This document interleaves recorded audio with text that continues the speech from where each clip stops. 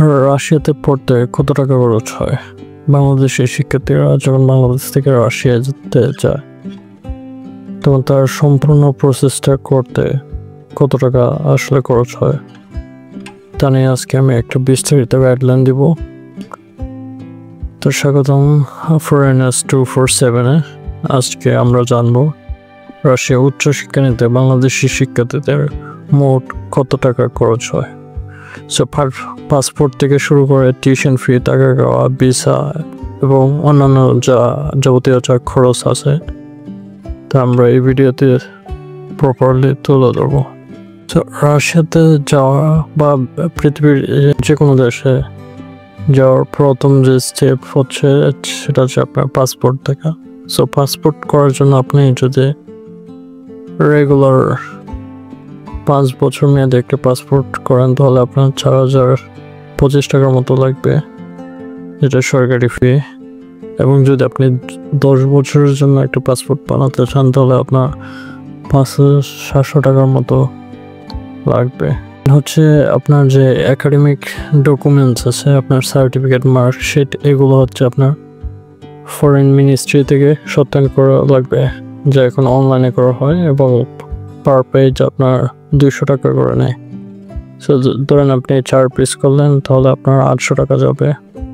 And then হচ্ছে আপনার যে আরেকটা ভেরি ইম্পর্টেন্ট জিনিস সেটা হচ্ছে আপনার যে ডকুমেন্টসগুলো আছে, আপনার সার্টিফিকেট, মার্কশিট এবং পাসপোর্ট, এগুলো আপনার একজন রাশিয়ান আইনজীবীর মাধ্যমে নোটারাইজ ট্রান্সলেশন করতে হবে। সো এক্ষেত্রে আপনার খরচ পড়বে 10,000 টাকা। সো দেন হচ্ছে আপনার এগুলো করার পরে আপনি যখন ইউনিভার্সিটিতে অ্যাপ্লাই করবেন, অ্যাপ্লাই করার পরে আপনাকে অফার লেটার বা কন্ট্রাক্ট পেপার যখন দেবে তখন আপনাকে টিউশন ফি প্রদান করতে হবে। সো টিউশন ফির জন্য আপনাকে অন এভারেজ আপনাকে বাংলাদেশি টাকায় 2.5 লাখ থেকে আপনার 3 মতো লাগবে। এটি হচ্ছে আপনার ইউনিভার্সিটি এবং সিটিভেদে ভিন্ন হয় খরচটা।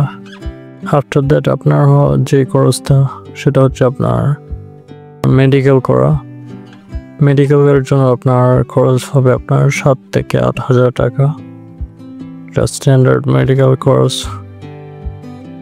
সো দেন হচ্ছে আপনার ভিসা অ্যাপ্লিকেশন ফি, যেটা হচ্ছে 9,600 টাকা। আপনি যদি নর্মাল ডেলিভারি, রেগুলার ডেলিভারি নেন 20 কর্মদিবসের মধ্যে যেটা দিয়ে দেবে। আর আপনি যদি আর্জেন্ট নেন তাহলে আপনার 19,000 টাকা খরচ হবে। আর লাস্ট যে জিনিসটা সেটা হচ্ছে আপনার বিমান খরচ। সো এটা বিমান খরচ হচ্ছে সাধারণত ঢাকা থেকে মস্কোতে আপনার সিজনাল যে ভাড়া সেটা আপনার 60 থেকে 80,000 টাকার মধ্যে হয়ে থাকে ইকোনমিক ক্লাসে। সো এই হচ্ছে আপনার টোটাল খরচ। এবং সব খরচ একসাথে একটু করে দেখি। সো আপনার পাসপোর্টের জন্য আপনি 6,000 টাকা ধরবেন এবং আপনার যে ডকুমেন্টস মিনিস্ট্রি থেকে সত্যায়ন ধরেন, ওইখানে ধরেন 1,000 টাকা আপনার রাশিয়ান ভাষায় ট্রান্সলেশন করা রাশিয়ান লয়ারদের দিয়ে। সো এখানে হচ্ছে আপনার 10,000 টাকা।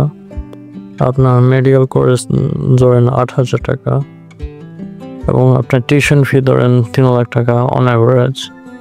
সো আপনার হোস্টেল খরচ ইউনিভার্সিটিতে যে 1 বছরের জন্য আপনি অন অ্যাভারেজ 50,000 টাকা ধরেন।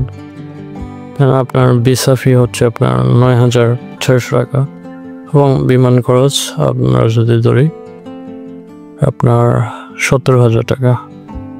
মোট খরচ প্রায় আপনার 4,54,600 টাকা। সো আপনি ধরেন 4.5 লাখ টাকা। আর এই হচ্ছে আপনার হিসাব।